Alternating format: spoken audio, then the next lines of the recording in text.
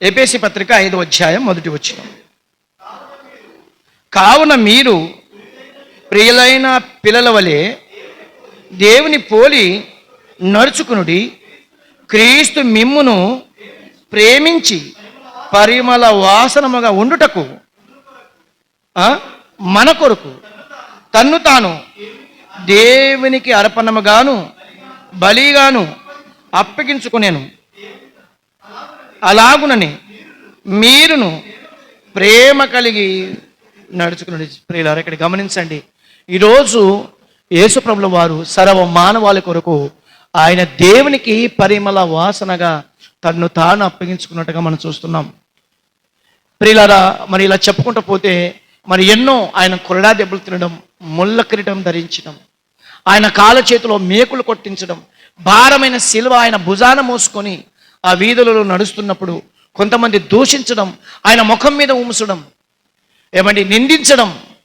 నువ్వు స్వస్థపరిచావు కదా, అనేకులను నువ్వు బాగు చేసావు కదా, నువ్వు ఎందుకు బాగా చేయలేకపోతున్నావు, బాగా చేసుకోలేకపోతున్నావు అని చెప్పి కొంతమంది హేళన చేయడం, ఆయనను దూషించడం.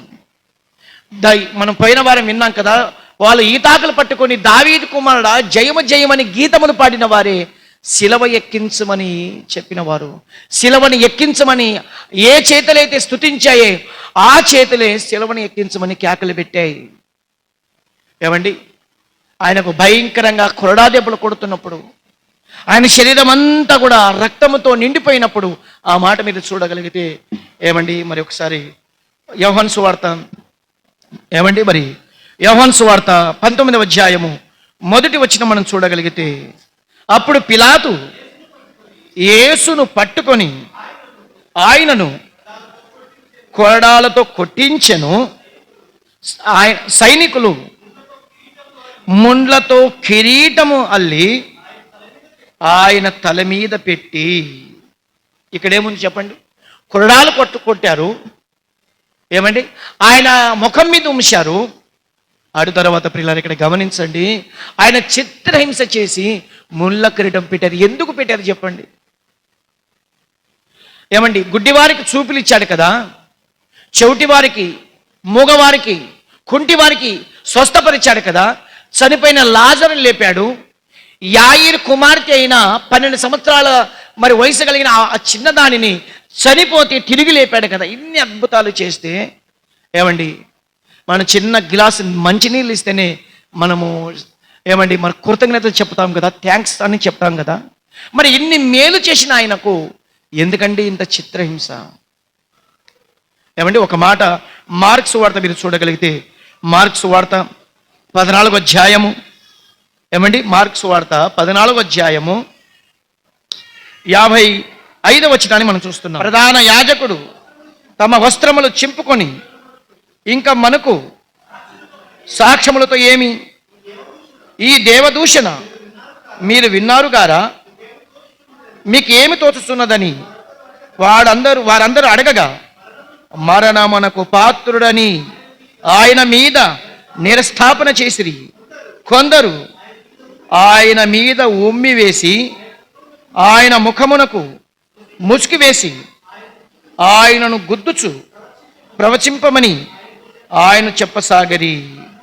బ్రంతవుతులను ఆయనను అరిచేతులతో కొట్టి పట్టుకునిరి.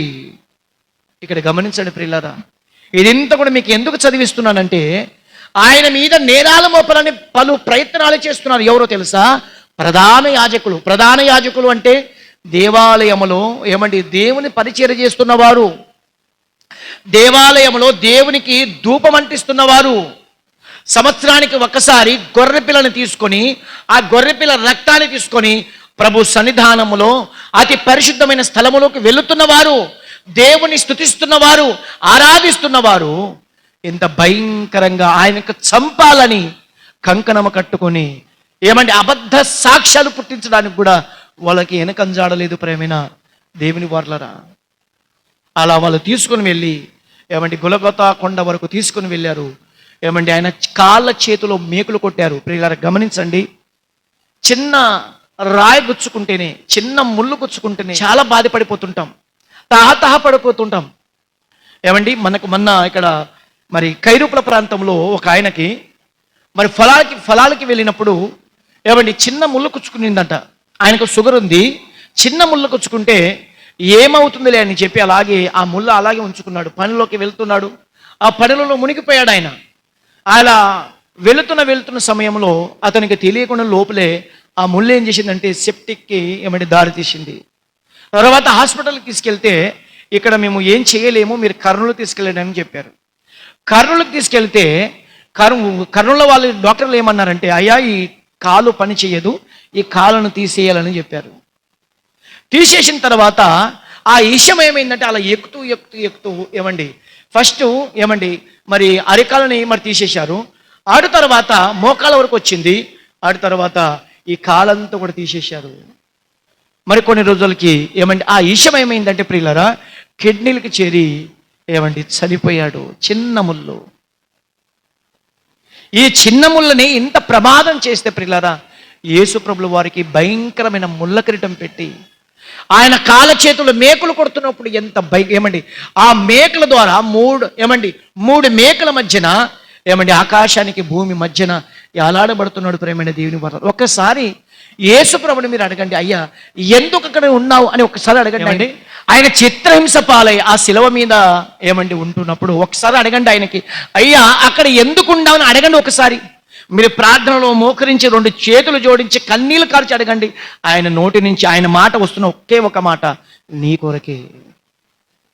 ఈ మాట వినగానే గుండె పగిలిపోతాయి ప్రేమైన దేవుని, నా కొరకైనా.